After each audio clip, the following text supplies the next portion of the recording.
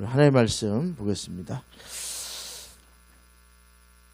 요한일서 1장 8절에서 10절 말씀.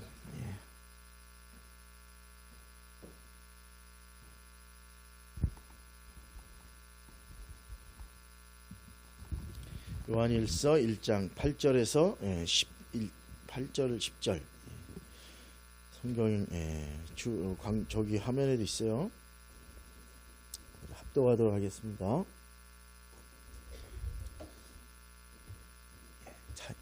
8절부터 10절까지요. 같이 읽겠습니다. 시작. 만일 우리가 죄가 없다고 말하면 스스로 속이고 또 진리가 우리 속에 있지 아니할 것이요. 만일 우리가 우리 죄를 자백하면 그는 미쁘시고 의로우사 우리 죄를 사하시며 우리를 모든 불의에서 깨끗하게 하실 것이요. 만일 우리가 범죄하지 아니하였다면 하나님을 거짓말하는 이로 만드는 것이니 또한 그의 말씀이 우리 속에 있지 아니하리라. 아멘. 기도하겠습니다. 하나님 아버지 감사합니다. 오늘 하나님 말씀 앞에 서서 아버지 저희들 삶을 돌아보고 또 말씀의 기준을 잡으려고 합니다. 함께 해주시고 아버지 하나님 차근차근 우리 신앙의 기초를 다 알지만 다시 쌓아가는 이 시간 역사해 주시고 귀한 깨달음의 시간이 될 수 있도록 주님 인도해 주시옵소서.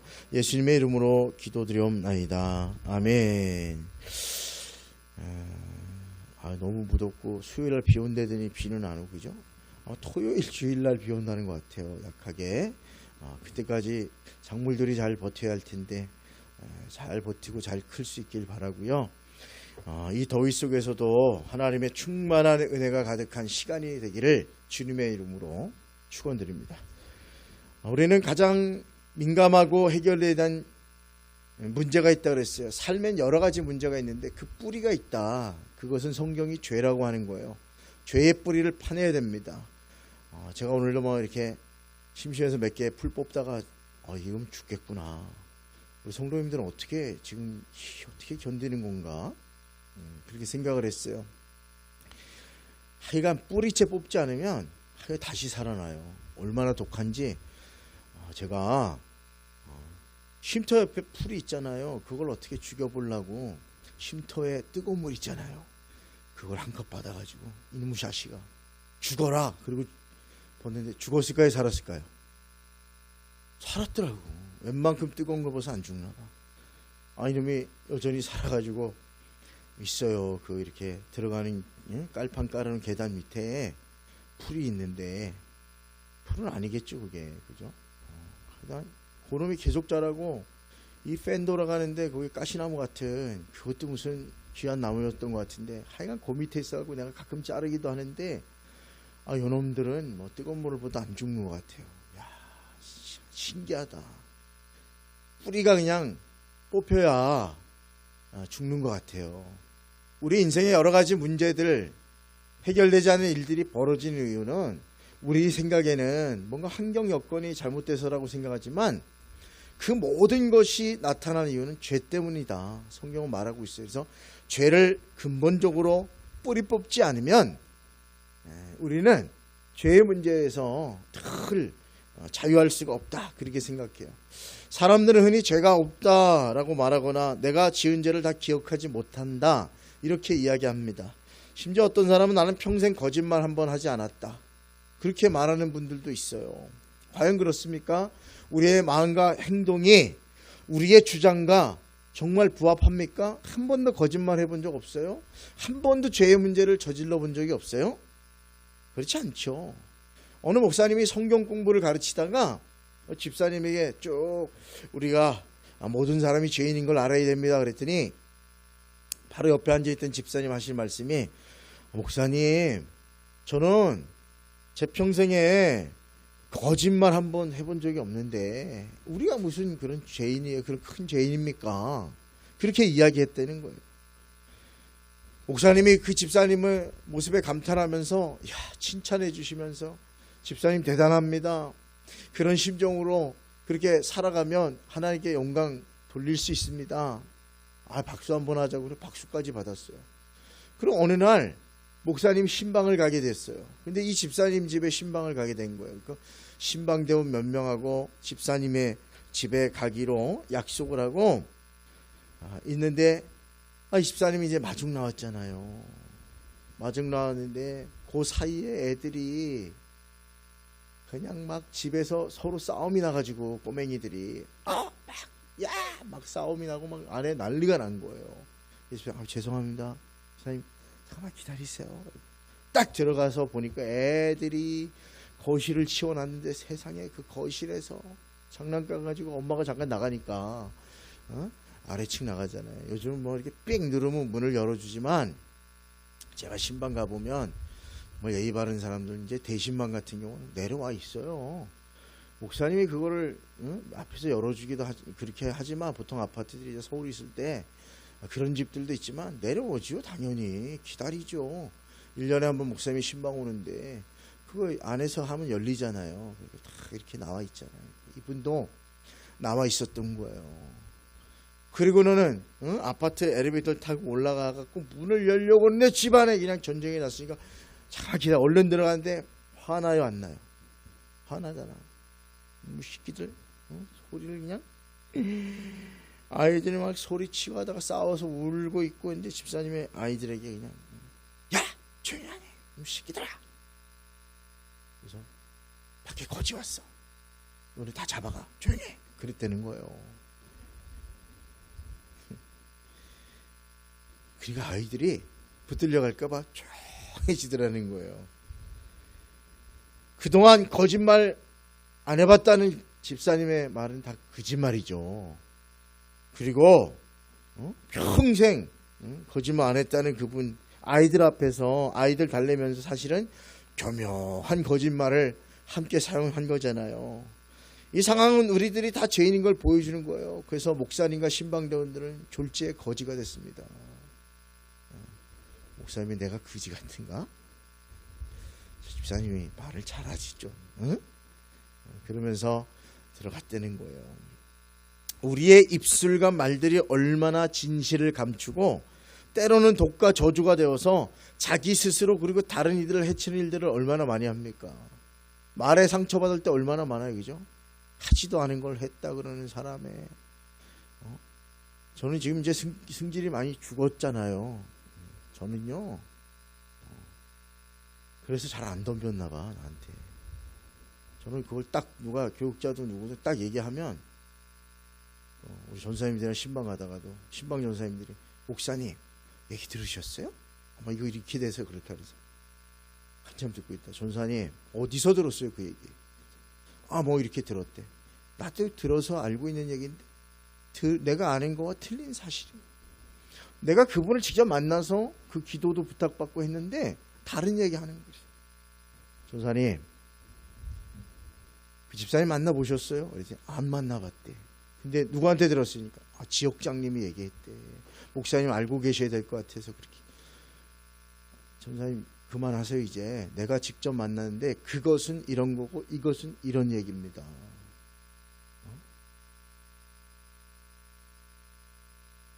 말을 앞으로 하실 때 정확하게 얘기하셔야 됩니다. 안 그러면 다 오해합니다.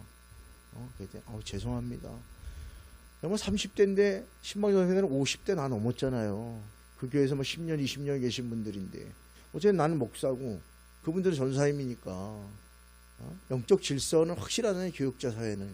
그래서 그렇게 말씀드리고 나도 그분한테 배우는 게 많지만 저도 그래요. 그리고 또 어떤 분은 대도 않는 말을 해가지고 그때 저는요 불러갖고 따졌어요. 누구한테 들었냐? 어디서 어떻게 왜 그런 얘기를 하냐? 그분이 그렇게 얘기했냐? 스트레스 받죠. 그죠? 그분이 그렇게 얘기했냐? 내가 그분한테 직접 물어볼 것이다. 정확하게 얘기해라. 제가 잘못 들은 것 같다고.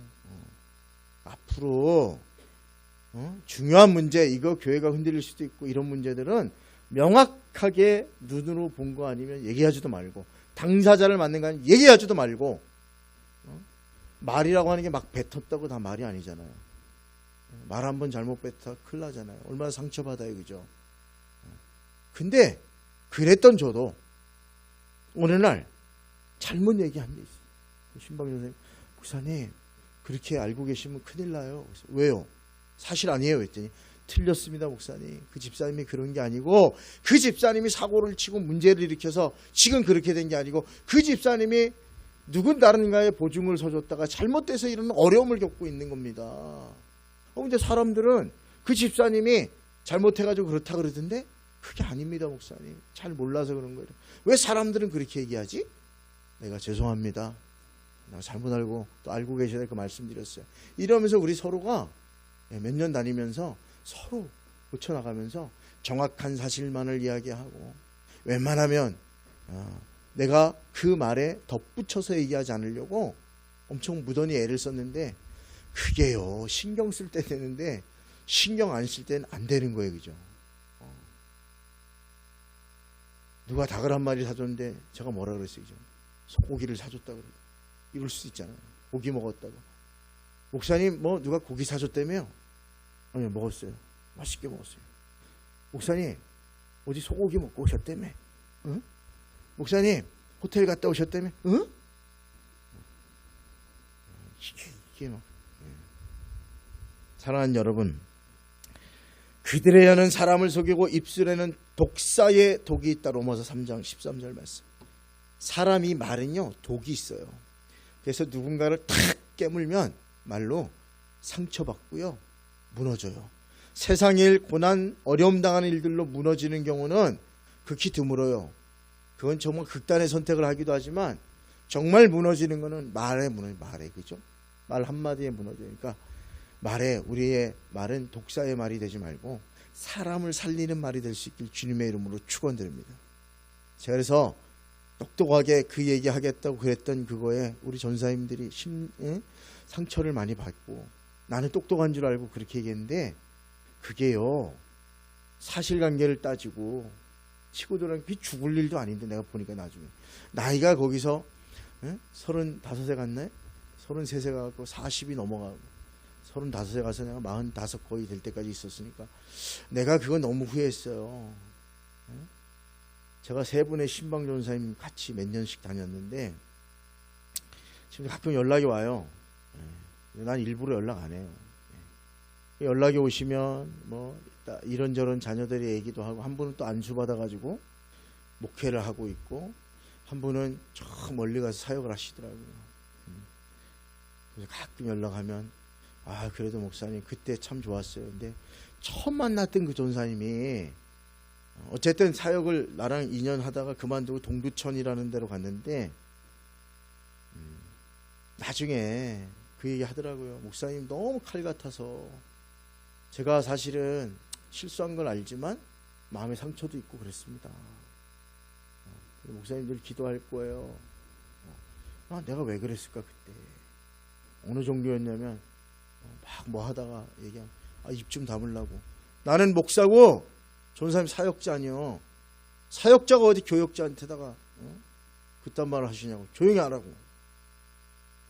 왜 그랬나 그때 30대에 50 넘은 거의 60 다 돼가는 전사님들. 그분들 좀 특별하긴 했는데 어쨌든 말을 너무 많이 해가지고 그러나서 서로 미안하다. 난 미안하다 그랬더니 그리고 좋아지는 거예요. 옳은 말을 해도 살리는 말이 아니면 옳지 않은 거 되는 거고 특별히 바르지 않은 말을 하면 그 말은 더 상처를 주는 거예요. 웬만하면 저와 여러분 그럴 때 있으면 잘 판단하세요. 저 독사의 독으로 나를 그러는 건지 아니면 그냥 하는 말인지 구별했으면 좋겠어요. 그래서 괜히 독 맞지 말고 상처받지 말고 그러려니 하고 가면 하나님 때가 되면 다 해결해 주시더라고요. 그래서 우리는 본질적으로 죄의 근성을 가지고 있어요. 그러니까 말도 제일 먼저 성경이 이야기하는 건 말을 잘하는 거 말을. 네? 말하는 게 어렵잖아요. 이왕이면 진실을 말하고 그죠? 이왕이면 그 진실도 세워주는 격려하는 말을 했으면 좋겠다. 할렐루야. 그래서 누가 그러더라고. 세움. 교회 좋지 않냐고. 세운교회 알지. 인천에 있을 때 우리 후배가 세운교회를 목회해가지고 150명 모이는 교회 됐는데, 내가 그랬더니 부여에 세운교회 있냐 해서 없는 것 같다. 땀볼교회 이름을 바꾸시라고. 됐거든. 남의 건 도용하지 않아. 땀볼 너무 좋잖아. 저도 땀볼교회 처음 들었을 때는, 그죠? 이현식 목사님이 그랬잖아요. 목사님, 우리 교회 집회 한번 하러 오세요. 너 어디 갔다 그랬지 목사님? 땀폴교회. 그래서 선교사 나간 거야? 저도 처음에 동남아인 줄 알고. 펄이 진주 아니, 그죠? 뭔가 이게 동남아 향기가 나는데, 바꾸려고 내가 막 광고도 홍보도 했잖아요. 한 1년. 앞으로 어떻게 될지 모르지만, 우리 이혜원이가 반대하는 바람에 예원이 말을 존중해가지고, 목사님 전 땀펄교회 이름이 너무 좋아요. 뭐가 좋아? 바꿔야지. 사람들이 땀펄 마을이라 생각하고 땀펄 사람만 오는 교회인 줄 알잖아. 그런 것도 있는데 전 너무 좋아요. 그래. 그때부터 입을 쏙 집어넣죠. 이것도 또 하나님의 음성이겠거니 하고. 사랑하는 여러분, 저와 여러분의 말이 소금치듯 만나는 그런 말들을 하시기를 주님의 이름으로 부탁을 드립니다. 우리는 흔히 자신의 의로움을 자랑하려고 하는 게 많아요. 저도 가끔 보면 저 이제 많이 성장한 것 같아요. 땀폴교회 와서도 제가 많이 배운 것 같아요. 좀 똑똑하게 보이고 뛰어나게 보이고 하려는 욕심들이 우리에게 많잖아요. 저도 약간 그런 욕심이 있었는데, 여기 와서 제가 달라진 건 그게 쏙 들어갔다는 거예요. 엊그저께도 어제 목사님들이 왔어요. 그래서 인천, 대전, 저 공주 이래갖고 목사님들이 울산 이래갖고 오셨어. 땀폴교회 오겠다고. 벌써 이게 원래 한 교회씩 돌아가면서 그런 모임이 있는데 꼭 오겠다는 거예요. 진짜 우리 올 거냐 했더니 오겠대. 그럼 언제 오냐 했더니 울산 멀잖아요. 그래서 몇 시에 온다 그러더니, 그래서 우리 인천 사람들은 우리 교회로 미리 오겠다는 거예요. 아침 8시에 출발해서 온다는 거예요. 그래서 왜 일로 와? 대전으로 가지. 밥 먹고 와, 점심 먹고 했더니 아니래. 여기부터 오겠대. 그래서 나는 아무 생각 없이 그럼 점심 콩국수나 막국수 사줄 테니까 와라 그랬는데, 아니 그 안에서 갑자기 우리 대전에서 만날라 그랬는데 부여로? 아니 일로 처음에 오는 사람들 대전에서 밥 먹고 오지. 다 온 거예요. 점심은 자기들이 낼 것처럼 그러더니 갑자기 거기 오시면 한 분이 대표로 기도하겠습니다 그러더니, 오늘 점심을 내는 땀펄교회 와. 뭐야 이거. 물렸잖아요 제가 기도 받아가지고. 그리고 갈 줄 알았더니 저녁에 그래서 뭐 먹겠냐고. 저녁도 먹고 가겠다는 거에서, 저녁 왜 먹고 가냐고. 시간 앞으로 가시라고. 먹고 가겠다 그러더니 여기 최주현 목사님을 잘하는 목사님 한 분 계신 거예요. 장어 키우는 목사님. 옛날에 어제 해외에 있을 때 되게 그렇게 하고, 여기가 어려울 때 이럴 때 같이도 보고 그랬다가 거기 가서 먹지. 그래서 장어? 딴 거 먹지? 계속 장어 먹어야겠다. 다른 거 뭐 드시죠? 여기 좋은 데도 많은데. 장어 먹겠대. 몇 시간 전에 내가 또 이렇게 더운데 무슨 장어냐고. 다른 거 먹자고. 장어 먹겠다는 거. 그리고 가가지고 다른 목사님이 기도하는데 또 오늘 이 귀한 자리를 마련해 주신 땀폴교회 식사를 기후 딱 시켜줬더니 그건 먹어야죠. 밥 먹으라 그래야 되는데 갑자기 옆에 한 분이 오더니 맛있는데 한 번 더 먹으면 안 되냐고. 그래서 예? 드세요 그럼. 우리 교회를 위해 기도 많이 해주셔야 돼요. 알았다고. 저녁 먹고 갈 줄 알았더니 8시까지 버티다가. 근데 귀한 얘기들을 나누고, 그분 중에는 은사자도 있고 보니까 다른 영역에 있는 분들도 있고 교수도 있고 있는데, 그냥 우리 교회에, 나는 이유는 모르겠는데 우리 교회가 너무 왔는데 마음의 은혜가 정말로 이 교회가 정말 은혜가 있고 귀한 교회인 것 같다고 느껴진다고 그러더라고요. 그래서 잘 보셨다고. 우리는 엑기스만 있는 교회라고. 또 설명을 해줬죠. 이런저런 몇 가지 일화를 얘기했더니 한국교회 이런 게 없다고 막 칭찬을 해줘요. 근데 그 얘기 나누는 중에 제가 한마디 할 수 있었어요. 딱 하려고 그랬는데 딱 들었어요. 순간 내 속에서 말하지 마라. 말하지 마라. 한마디 더 하면 이제는 간증이 아니라 내 의로움과 자랑이 될 수 있는 거예요. 근데 거기서 하나님 멈추게 해주시더라고요. 멈춰라. 그러니까 좋은 교회로 남아야 되는데 좋은 교회 목사라고 자랑하네? 어려운 교회 목사님들 두 분 계셨거든요. 아주 어려운 교회인데 내가 거기서 침을 삼키고 하나님 말하지 말라고 그래서 딱 다물었어요. 잘했어요. 제가. 만약 내가 거기서 자랑했어 봐요. 그럼 아마 좋은 이미지 갖기보다는 지 자랑하네?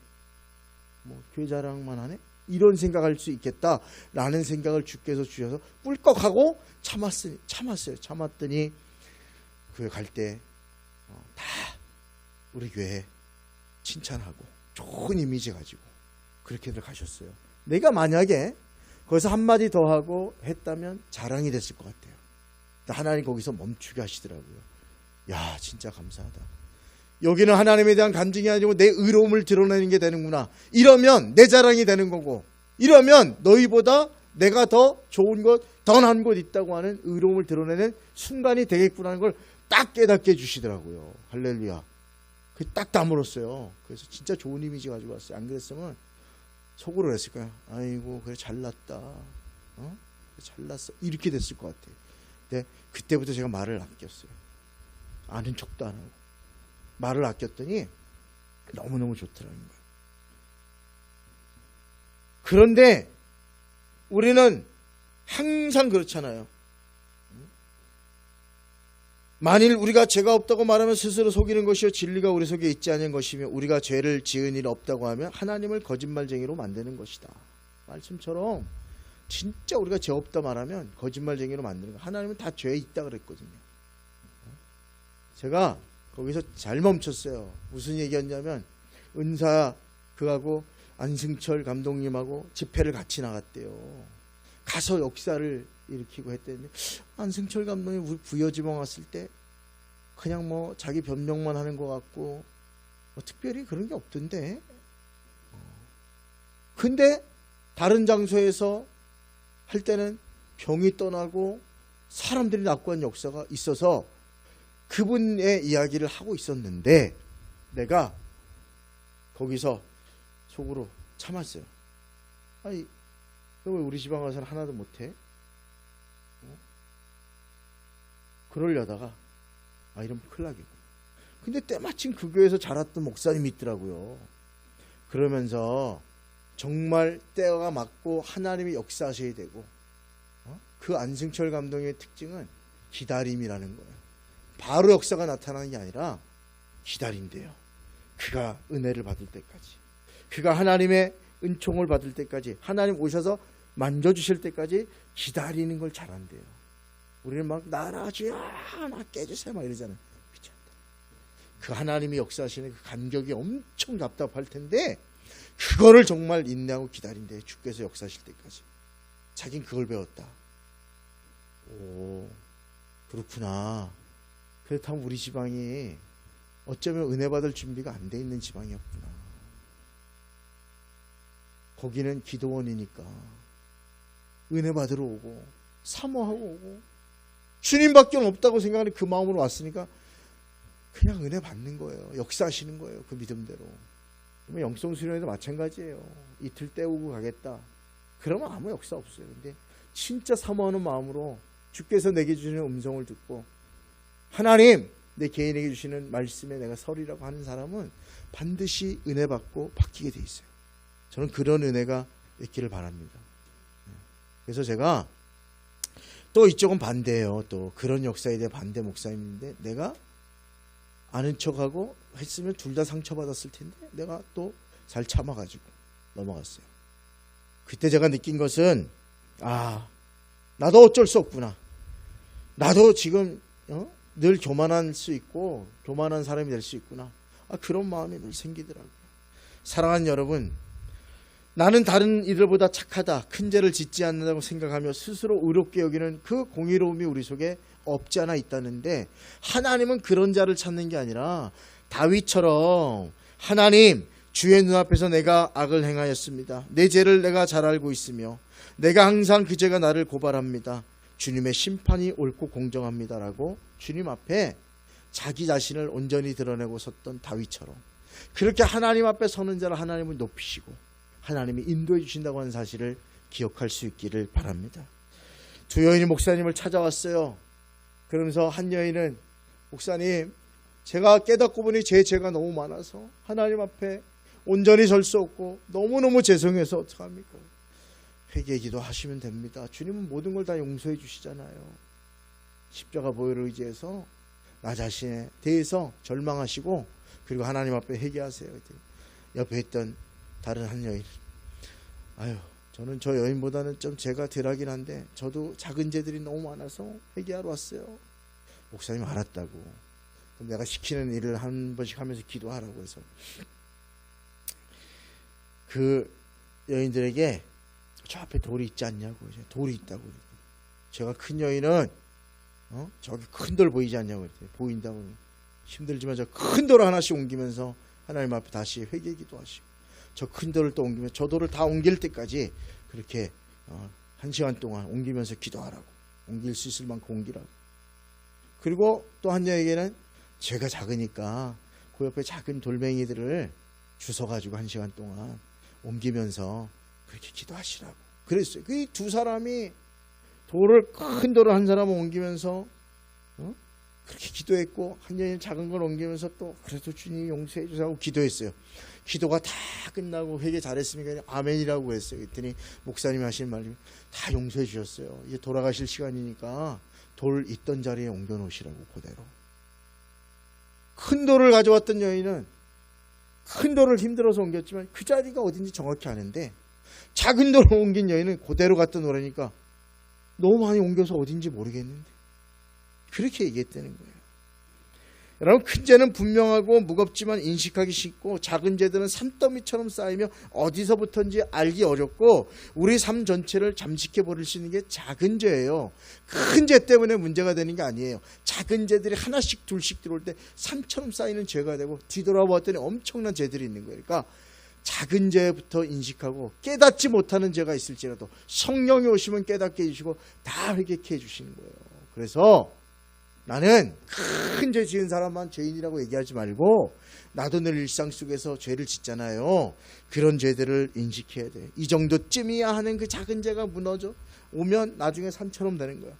한 번쯤 빠져서 어찌야, 한 번쯤 안 한다고 달라져, 한 번쯤 내 인생에서 그 한 번이라고 하는 작은 것들이 쌓이고 쌓여서 나중에 보면 큰 돌보다 더한 산더미 같은 죄들이 쌓여서 있는 내 인생을 발견하게 되는 거예요. 사랑하는 여러분, 작은 죄들이 자꾸만 침투해 들어오면 하나님과의 관계가 끊어지고, 그 죄들 때문에 하나님과의 연합이 끊어진다고 하는 사실을 저와 여러분 기억할 수 있길 바랍니다. 하나님과의 관계가 끊어지지 않길 주님의 이름으로 축원드립니다. 근데 죄가 방해하는 거예요. 그 죄를 회개하고 나가야 돼요. 회개만 하면 하나님은 우리의 모든 죄를 다 용서해 주시잖아요. 그 은혜가 얼마나 기뻐요. 그래서 작은 죄들이 우리 삶에 들어오지 못하도록 늘 깨어서 있어야 되고, 웬만하면 신앙인이니까 작은 죄들을 조금씩 바꿨으면 좋겠어요. 용납하지 말고 바꿔나가고 그렇게 하면 좋을 것 같아요. 하나님 앞에서 우리가 취할 태도는 분명해요. 내가 알고 지은 죄가 모르고 지은 죄나 어떤 죄가 다 있으니 하나님, 주님의 십자가 보혈로 우리 마음 깊은 것이 보시는 주님, 그것 보시고 용서해 주십시오. 그리고 은혜 받은 자답게, 용서받은 자답게 기쁘고 즐겁게 살게 해 주옵소서. 그렇게 기도하며 나가는 저와 여러분 모두가 되셔서 죄의 문제가 우리의 걸림돌이 되지 않고 주님과의 관계를 끊지 않기를 주님의 이름으로 축원드립니다.